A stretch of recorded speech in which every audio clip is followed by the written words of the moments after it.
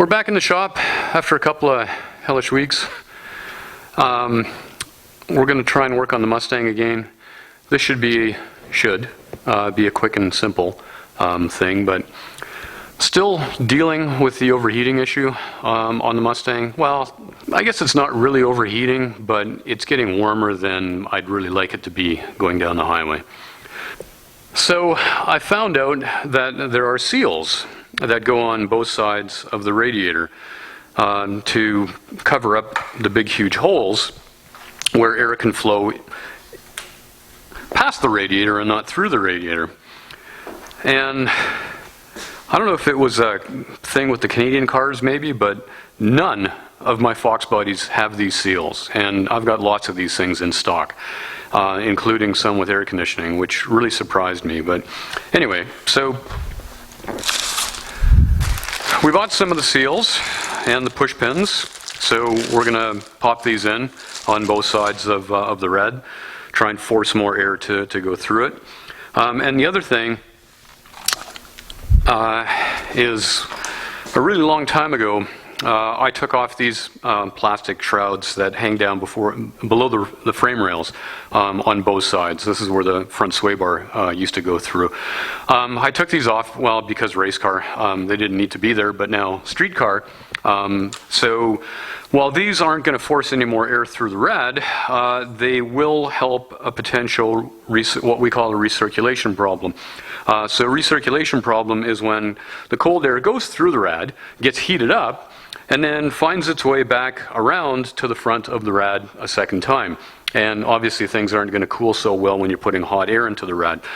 So these are going to go hang down below the frame rails on both sides, and ideally try and channel some of the air that's gone through the rad back away somewhere else instead of allowing it to recirculate back to the front of the rad. So at speed down the highway, these aren't probably going to make much of a difference, if anything, but standing still, potentially they could. So at speed, these seals certainly can help jamming more air through the rad. When standing still, these can definitely help to keep from recirculation. So these all just pop back in with push pins. So this should be a quick and easy job. Not sure how easy it's going to be for me to get the camera in there to show what I'm doing, but we're going to try anyway. So let's see how it goes. All right, we're going to start with the passenger side. So this has got 3 holes in it. 3 holes in it. We will get 3 push pins ready to go here.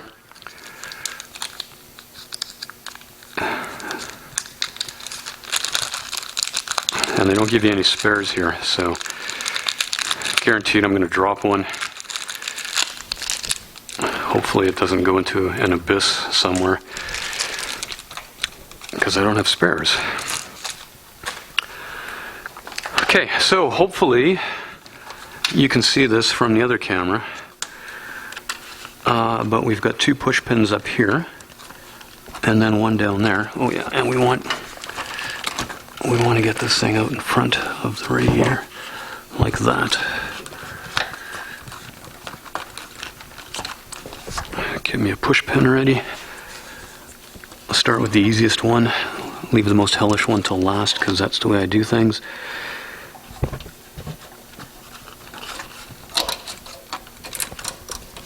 Okay, that's 1.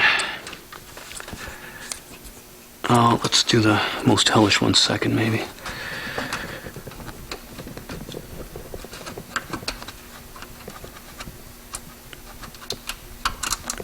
Okay, that wasn't so hellish. And the last one on the bottom here is potentially the easiest one. And that hole there. Now, before I push that one in, I think I'm using that hole also for the other baffles that go in there. So I'm not going to push that one in just yet. Okay, let's see if we can get the camera over to the driver's side. This side's going to be a bit more of a challenge because there's a lot more stuff in the way. But let me get my push pins ready to go anyway.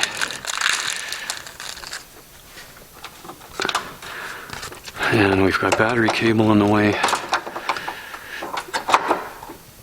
we've got overflow hose in the way. And let's hope I can get my tiny little fingers in where they need to be. And again, we want to try and get this thing out in front of the rod first.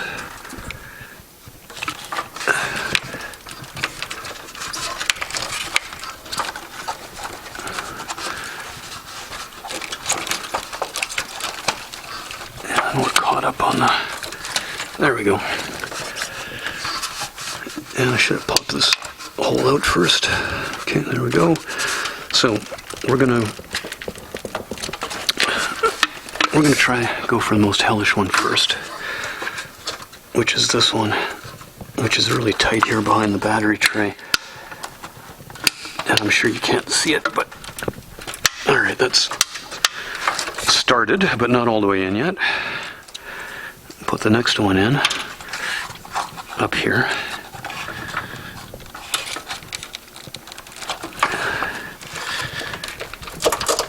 Okay, that one's in all the way.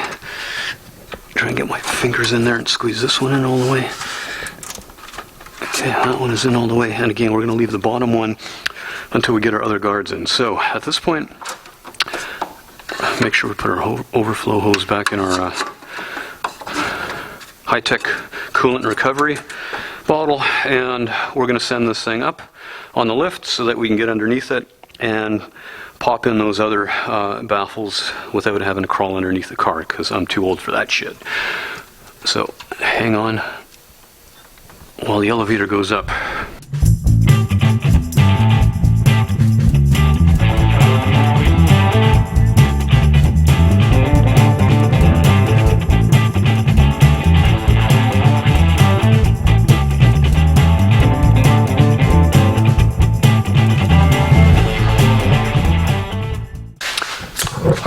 We've got our last two guards, so I just got to remember which side goes which way, and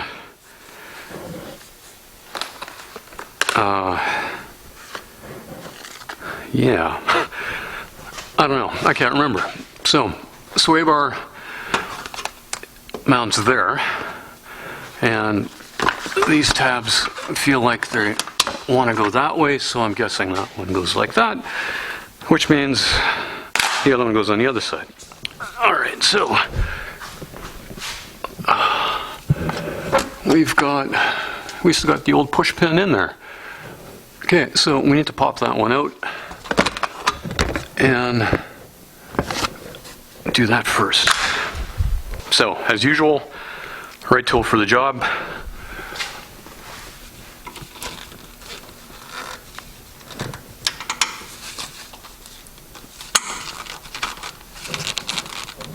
And after 30 whatever years, this one is falling apart. It does not want to come out in one nice clean piece. So we got it started with the right tool, but we're going to finish with the wrong tool.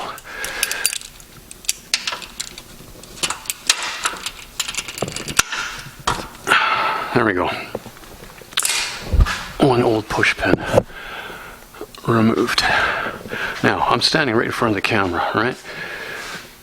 So let's try and move this thing where you can see what I'm doing.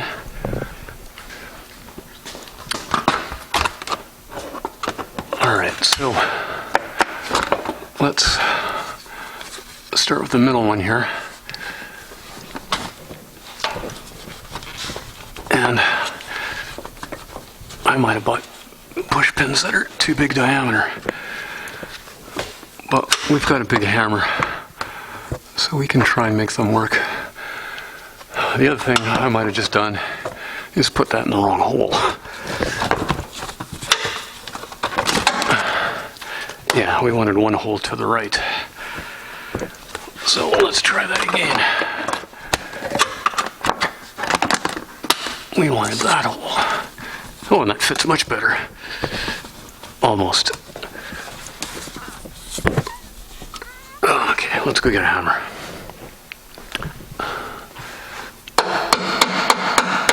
Beautiful. Alright, number two.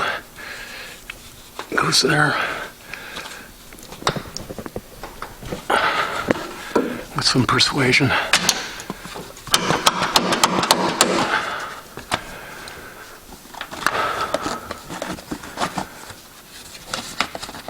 And here's where we need to reach a compromise between our two different. Oh, and there's another push pin that's still in there that I need to pull out too.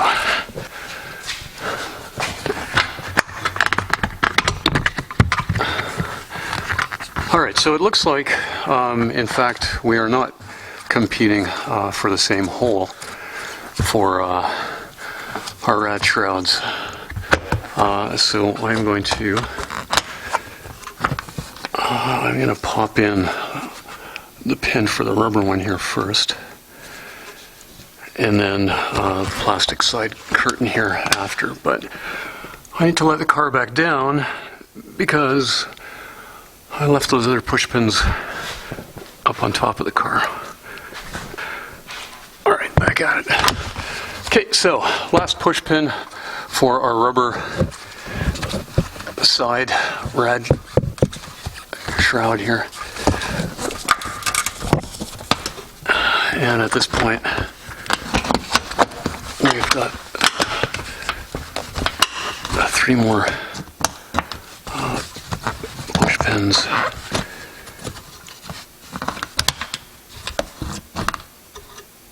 All right, this one, there's no hole, but there's no evidence that there was ever a push pin on this tab, so I'm wondering if it was just hanging there like that. And then this one pins in there, so we'll pop that in.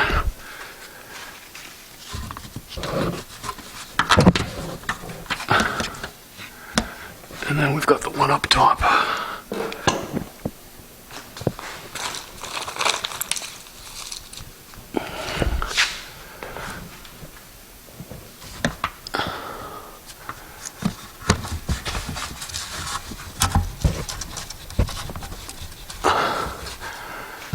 And I don't know if I got a hammer rim in there.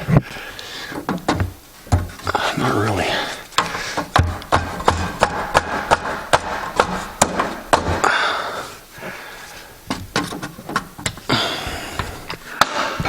That one does not want to go in all the way easily. All right, well, it's not coming out either. So we'll leave that one like that. And let's just try and get the last side done here.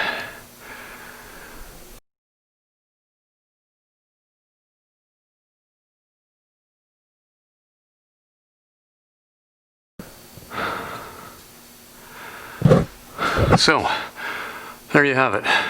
We've got passenger shroud, we've got driver shroud back in, and we've got our new fancy radiator side shrouds in place. All right, we got our shrouds in. It's well into September here now, so things have cooled off.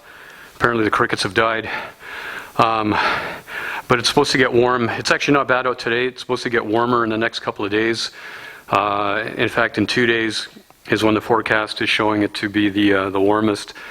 So we'll maybe take this thing out cruising. It's Sunday. Sunday night cruise is a thing that we have happening here, so we might take this out tonight and see how it goes in stop and go crazy Sunday night cruise traffic. But going down the road on the highway in the heat, we'll save that maybe for Tuesday. We'll see how that goes. The other thing is I want to take this out and race it next weekend yet too. And while I'm at the racetrack, we're going to see how much power we're losing by driving the water pump with the belt off the crank versus the electric drive, because it's like 5 minutes for me to swap it back and forth. So we'll make a couple of runs on the belt, swap to the electric drive, make a couple of runs, and see what the difference looks like. So hang tight. Let's see if this helps in the cooling, and let's see how much power that, that belt actually robs. Well, it's the next day, and I made an attempt to go drive it into town for the Sunday night cruise last night, and the car shut off on the highway about halfway into town in the middle of nowhere in the darkness. And after some roadside troubleshooting, I eventually just bypassed the MSD and the thing would fire up again, so I could limp it home. But I still got to understand what's going on, because I need the whole MSD system, because it's got the two-step and the rev limiters and everything else in there. So I got to get that working again if I'm hoping to race it this weekend. So I don't know if I'm going to get a chance to drive it tomorrow when it's supposed to be warm out and torch the cooling system. But I could say last night on the highway, it was warm. I mean, it wasn't hot, but it was a reasonably warm night, which is pretty rare this late in the year here. And the situation was better for cooling. I mean, it was, marginally better, but going in the right direction. So I think we're inching our way to solving this problem. I still think I need to go to a bigger rad, so be saving up over the winter for a big ass aluminum radiator, and hope that that ends up being the final piece of the puzzle. But in the meantime, now I've got to try and figure out what the electrical gremlins are in the car. So my hope of racing it this weekend isn't looking so good. So my luck, my string of failures in the shop continues, and for whatever reason this Mustang hates Sunday night cruise night, because this is the second time this has happened to me. The first time I actually got into the city, I was right downtown, and then the thing shut off. And really fortunately for me, the SPP guys just happened by within a few minutes. If you're not familiar with those guys, I'll put up a link here somewhere, but go check out their channel. So they helped push me off the street anyway, and then after some fumbling around, the car ended up starting again, and then I drove it home. But I never did figure out what the problem was. I didn't have to bypass the MSD that time. It still worked. So there's something intermittent going on in this thing, and I just hate intermittent electrical problems. So yeah, we'll see how we do on troubleshooting and solving that problem. So I'm not going to bog down this whole video with all of that. And who wants to watch a video on that anyway? But anyway, I'm going to work on it. We're going to hope that we can still get this thing to the racetrack, so I can make some back-to-back passes with the water pump, electric drive, and then the belt drive, and see how much performance I'm giving away with the belt drive system, and try and wrap up this video then. If I can't get the thing, if the MSD is cooked, this is an old school MSD 6T, which you can't get anymore, and even the old AL is obsolete now. So if I have to put a replacement MSD in there, I have to change everything, and it's going to be a really big job and expensive. So that's not going to happen with 4 days. But anyway, let's see how it goes, and hope that I can figure out something, get it resolved, still get to the racetrack, and not have to end this video yet.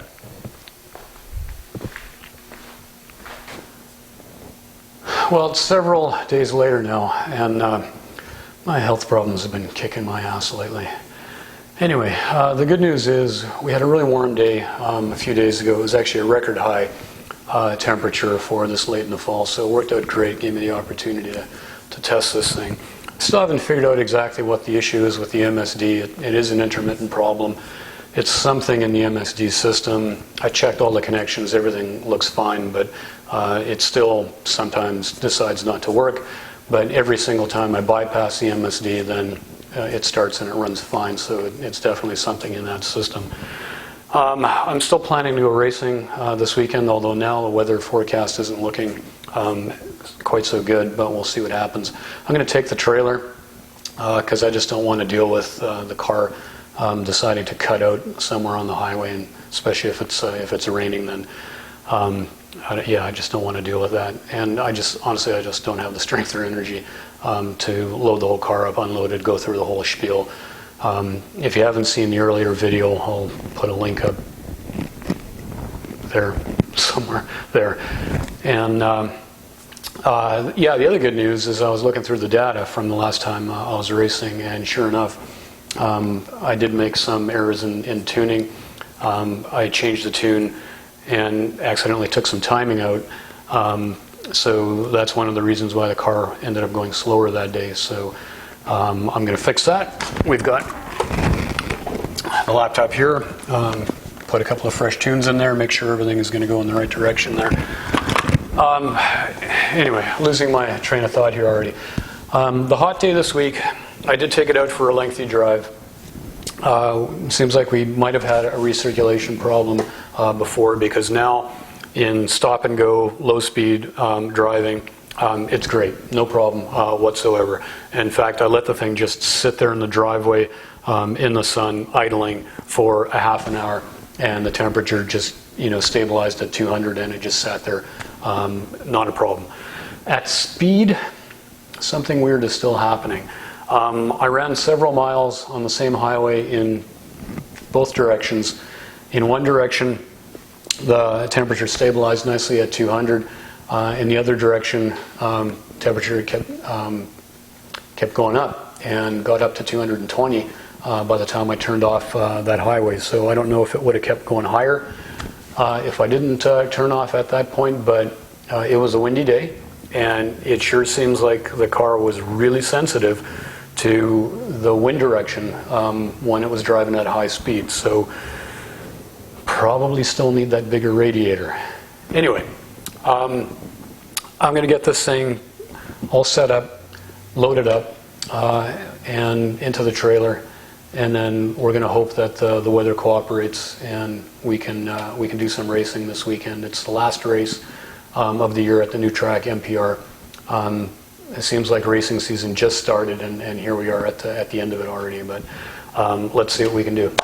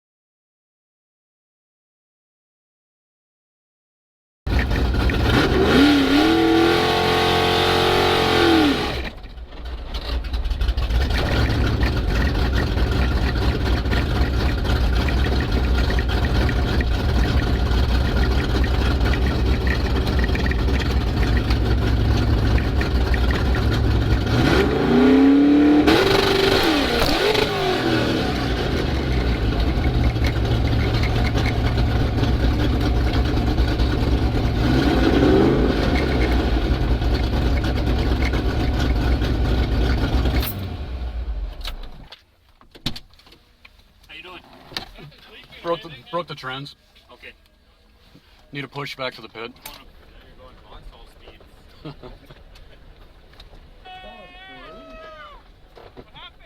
Broke the trans. Why not do it again? Automatic time. Never.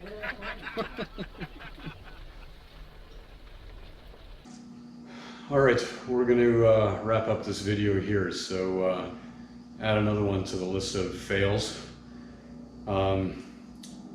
I've got some work I want to get done on the GTO in the next week, and maybe take it out racing for the last meet at Gimli next weekend. So the Mustang is going to sit in the trailer for another week. until I'm done with the GTO. We'll see if I can break the GTO next weekend too. But look for a future video of the autopsy of the transmission in the Mustang. And if any of you viewers know anybody that might have some old Doug Nash race transmission parts, let me know in the comments, because that's an old transmission and those parts are really, really hard to find. So it could be the whole winter before I can track down parts and get this thing fixed again. Anyway, thanks for watching. As usual, like, comment, subscribe, share with your friends, and we'll see you on the next failure.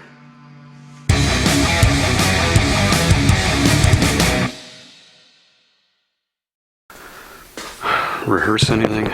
No, never. Wing it. Welcome back to the shop. We've got the Mustang back in the shop, and this is, yeah, let's try this again. This is why a script would be a good thing, or maybe even just rehearsing.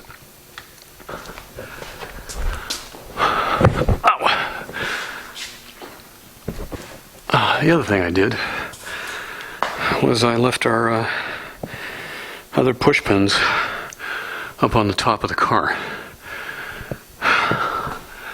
That wasn't smart.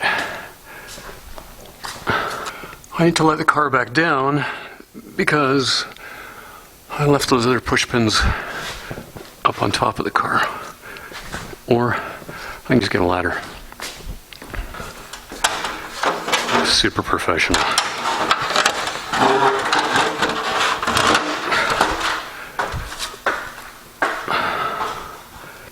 I've misplaced them, so that's even worse. Somewhere is a small Ziploc bag with a couple of push pins in it. And ooh boy, that's going to be tough to get in there. What did I say about this being easy? Quick and easy job? It's just turned into a bit of a nightmare job.